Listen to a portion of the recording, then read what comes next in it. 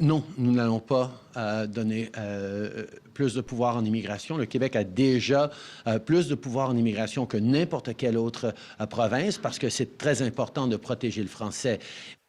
Le gouvernement du Québec examine actuellement toutes ces options pour réduire rapidement le nombre de demandeurs d'asile et de travailleurs temporaires au Québec.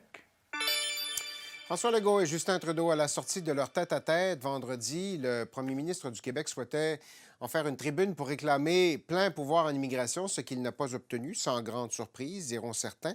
Quel bilan peut-on faire de ce tête-à-tête et quelle sera la prochaine étape? Voyons voir ce qu'en pensent mes collaborateurs, qui sont tous de retour. Alec Castonguay, animateur de Midi Info à Ici Première, Chantal Hébert, chroniqueur au Toronto Star et au magazine L'Actualité, Michel Sauger, analyste politique à Radio-Canada et La Presse. Bonjour à vous trois. Bonjour. Je commence avec vous, Alec, parce que vous avez en plus rencontré M. Trudeau vendredi après ce tête-à-tête-là. Il est allé faire un tour à votre émission. Qui a le mieux tiré son épingle du jeu de cette rencontre-là et qu'est-ce qu'on en retire, d'après vous? Bien, ça dépend à quoi on jugeait cette rencontre-là. Si c'était, comme François Legault le demandait, à la lumière des demandes de rapatrier tous les pouvoirs en matière d'immigration pour le Québec, c'est sûr qu'on n'allait pas avoir de grands résultats, là.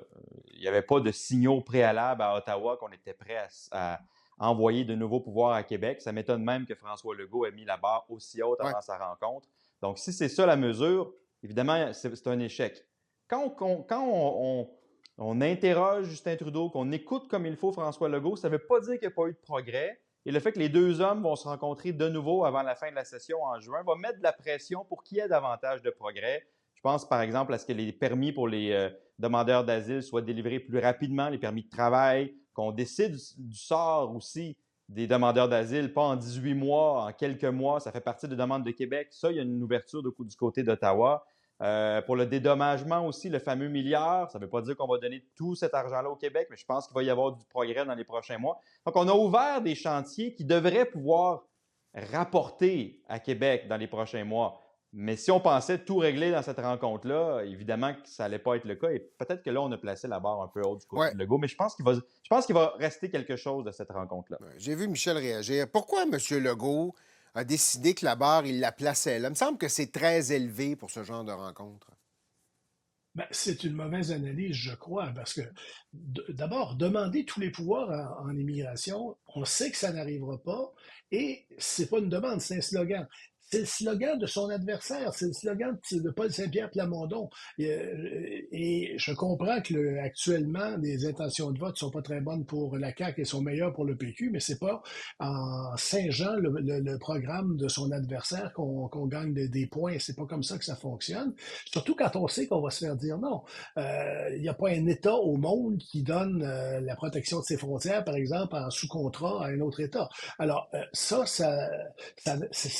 c'était pas quelque chose, un cheval qui allait aller très loin. Alors, c'est se demander pourquoi il l'a fait, mais parfois, M. Legault, pour des raisons de nationalisme, pour montrer qu'il est un nationaliste québécois, il en demande beaucoup à Ottawa. Le problème, c'est que dans ce cas-là, on savait que la réponse allait être non. Chantal, est-ce que c'est M. Trudeau qui a le mieux tiré son épingle du jeu de tout cela? Jusqu'à un certain point, Justin Trudeau n'a pas le goût de venir au Québec faire des points de presse pour dire qu'il dit non. Ouais. C'est pas nécessairement gagnant-gagnant. Pas tellement. Non. Mais jusqu'à un certain point, François Legault s'est piégé et a piégé Justin Trudeau, dans le sens où, effectivement, il n'allait jamais être question que Justin Trudeau fasse un point de presse pour dire on entreprend des négociations et on rouvre l'entente Ottawa-Québec sur l'immigration. En passant, c'est pas rien, parce que ça, c'est la première étape. Si Québec était pour rapatrier tous les pouvoirs en immigration, ça voudrait dire que les deux gouvernements, et c'est une condition essentielle, acceptent de rouvrir une entente qui est particulièrement avantageuse pour le Québec et qui n'a pas d'équivalent dans les relations fédérales provinciales au Canada. Alors, M. Legault n'a jamais expliqué qu'il était prêt à aller là non plus. Michel dit, pour des raisons de nationalisme, moi, il me semble, depuis 6, 7, 8 mois qu'on regarde François Legault aller, que c'est souvent pour des raisons d'impulsivité, où il lance des choses dans le feu de l'action, Et en fait, il se fixe la destination devant tout le monde, puis il n'y a pas de carte pour s'y rendre. On revient à la boussole, là. Donc, à la fin, Justin Trudeau a probablement pas eu une mauvaise journée dans le sens où c'est clair qu'il y a une ouverture sur une série de mesures et il y a une réunion de travail le 30 juin, donc ça va être possible de faire l'évaluation de s'il y a eu des progrès ou pas. Mais pour le reste, il s'en est tiré quand même assez facilement, M. Trudeau, parce que sur toutes les questions, et même sur certaines questions qu'on pensait qu'elles allaient être discutées, il a dit non, il n'y a pas été question de ça parce que nos fonctionnaires se parlent déjà, nos ministres se parlent déjà. Alors, à la fin, ce serait intéressant de savoir de quoi ils ont vraiment parlé. Je veux rester sur M. Trudeau, Alec, parce que je le disais un peu plus tôt, vous l'avez reçu à votre émission. Comment vous le trouvez? Comment on le perçoit? Comment vous l'avez perçu, Justin Trudeau? Bien, Justin Trudeau, comme n'importe quel politicien, je pense, évolue par phase. Et là, depuis maintenant quelques jours, et à mon émission également, j'ai trouvé que c'était le Justin Trudeau qui avait envie d'expliquer pourquoi on ne comprend pas certaines de ses mesures et certains de ses choix. Hein. Il y a des moments où Justin Trudeau avait l'air d'être tanné d'être au pouvoir, d'autres moments où il avait l'air d'être le Justin Trudeau en campagne. Là, il a l'air d'être le Justin Trudeau un peu plus professoral qui veut expliquer pourquoi la taxe sur le carbone, c'est une bonne mesure pour le pays, pourquoi les gens en reçoivent plus que ce qu'ils payent, alors que ce n'est pas compris depuis qu'il l'a mis en place depuis 2016. Il veut expliquer pourquoi l'immigration, ce n'est pas tant ses cibles de 500 000 par année pour les résidents permanents qui est le problème. C'est les étudiants internationaux, c'est les travailleurs étrangers temporaires. Et là-dessus, ils sont en train de travailler, à essayer de diminuer ça. Il a le goût d'expliquer ces politiques pour lesquelles il est le plus attaqué. Est-ce que dans un contexte où on aime les clips de quelques secondes, ou les tweets de 140 caractères, ou les Instagram et TikTok, c'est facile d'expliquer ces politiques complexes-là? Non. Mais je l'ai trouvé dans ce mode-là. Est-ce que ça va mieux passer dans la population? Est-ce que la population écoute encore? C'est une autre question. Mais je l'ai vraiment trouvé plus dans ce mode enseignant, professoral, qu'un mode de campagne électorale. Il n'était pas à l'attaque tant que ça. Il n'a pas attaqué beaucoup Pierre Poilievre, un peu, bien sûr, c'est normal, mais c'était vraiment le Justin Trudeau. Je vais vous expliquer pourquoi je vais dans cette direction-là. D'aucuns, certains diraient, ça arrive un peu tard, les explications. Il aurait peut-être dû commencer à faire de la pédagogie plus tôt dans le mandat. Chantal? Oui, mais il n'y a rien de plus sourd que quelqu'un qui ne veut pas entendre.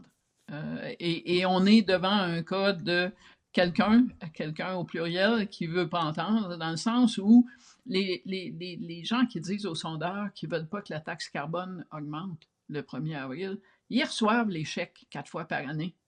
C'est pas comme si cet argent-là n'arrivait pas. Quand vous recevez un chèque là, du gouvernement, vous vous en apercevez, j'imagine. Vous dites, tiens, il y a de l'argent dans mon compte de banque. L'idée que cet argent-là dédommage ou plus l'impact de la taxe carbone, c'est quand même pas si sorcier que ça à comprendre.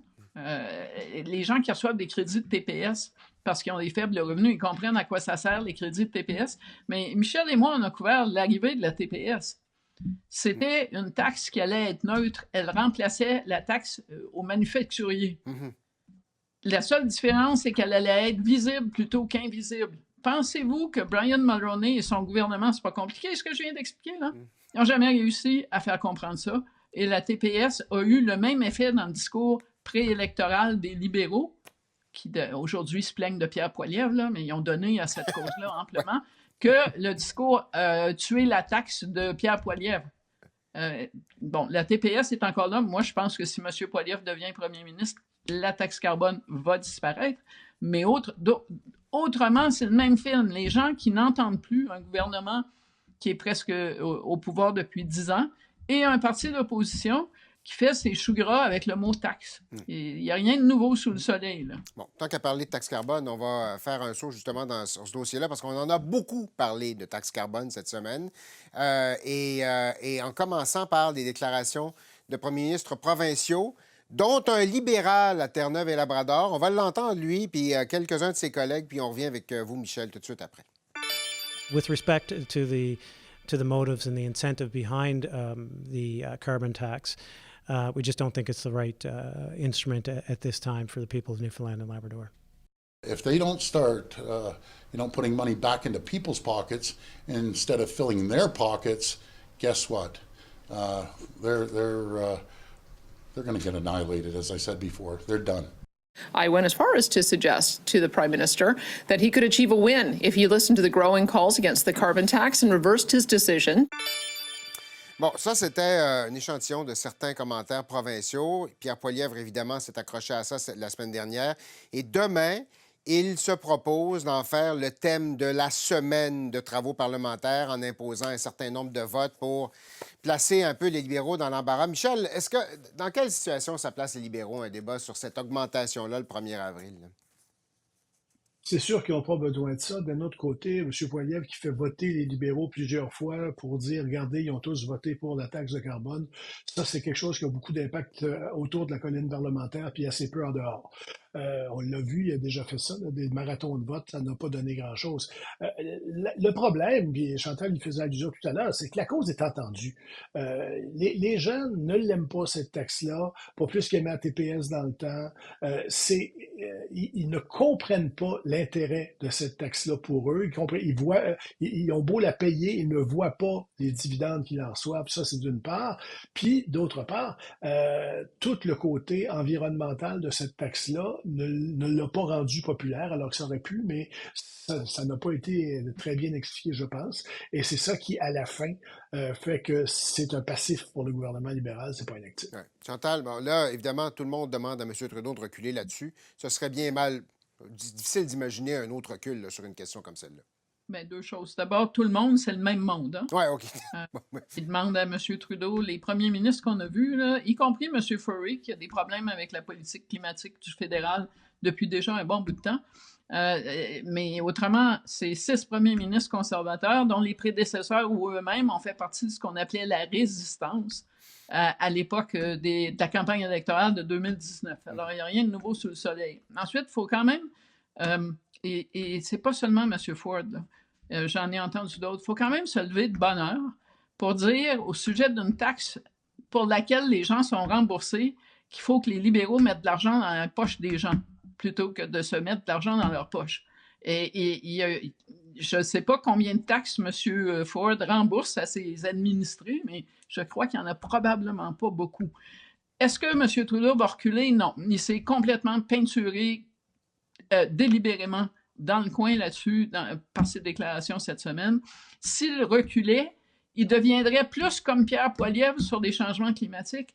Et à la fin, là, c'est quand même un sujet qui met les conservateurs sur la défensive, la lutte au changement climatique. Plus les libéraux vont ressembler aux conservateurs là-dessus, plus ils vont perdre l'avantage que ça leur donne quand même dans l'esprit des électeurs qui s'en préoccupent. Ouais. Alors, M. Trudeau a intérêt à ce que la différence entre lui et les conservateurs sur ce front-là soit la plus évidente possible.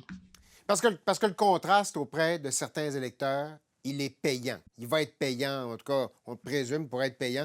Alec, sa place, est-ce que l'idée pour M. Poilievre de dire, OK, là, je vais juste vous traîner sur toute la semaine sur la taxe carbone, imposer des votes. On a joué dans ce film-là avant Noël. Ça n'a pas été très efficace pour les conservateurs. À la limite, ça a joué en faveur des libéraux. Est-ce que c'est la bonne tactique?